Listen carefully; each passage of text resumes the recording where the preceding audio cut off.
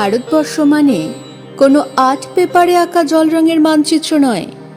ভারতবর্ষ মানে শুধু হর্ষবর্ধন কিংবা বাবরের বিজয় বার্তা নয়। ভারতবর্ষ মানে বিজয় সিংহের সিংহল জয়ের ফাসিস্ট গৌরব গাথা নয়।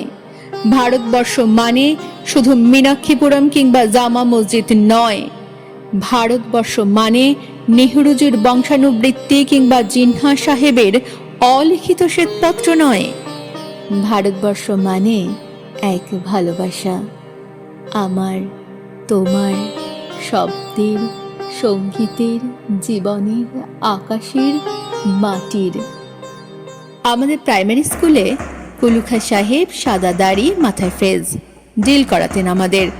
ডান বাঁ, ডান বাঁ, সস্নেহে সতর্ক করতেন, বাঁ পা সকল, পা আর হাত মিলিয়ে মিলিয়ে ফেলো। কলুখা সাহেবের গোড়ের মাটিতে আজ ফেরেস্তার হাসি।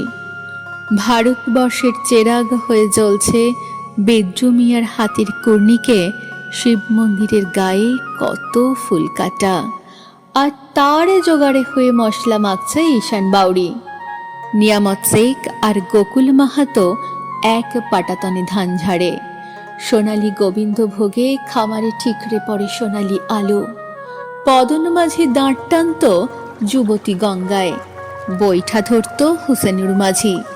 সামলে চলো মাঝি, সামুতে কাঁচা খাঁকির গাং, সোরাবালির চর আর ঘূর্ণি জালার ঘাট। আমার ভারতবর্ষে কোনো গেরুয়া রাজনীতিবিদ কিংবা ইমামের নির্দেশিকা নেই। এখানে কোনো সংহিতা হাদিস ছাড়াই কোজাগরি চাঁদের অকৃপণ আলো পড়ে ইকদার উপর, আর রমজানি চাঁদ তুলসী মঞ্জবের গায়ে পূর্ণ আলো দেয়।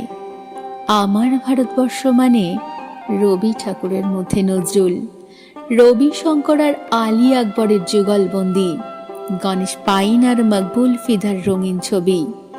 আমার ভারতবর্ষ মানে লালন ফকিরের গান। আমার ভারতবর্ষে আমি শুনেছি মোহাম্মদ রফির সঙ্গে লতার ডুয়েট, দেখেছি পাল্লা দিয়ে আজাহারের সঙ্গে সচিনের দৌড়, খেলার মাঠের প্রান্তে দাঁড়িয়ে শুনেছি ইয়ামুদ্দিনের তদারকি চিৎকার, বিজয়ন, আকিল, কলজিৎ, বাইচুন, মাঠটাকে আরো বড় করো। মাঠ দিন দিন ছোট হয়ে যাচ্ছে, মাঠটাকে আরো বড় করা দরকার, অনেক অনেক বড়।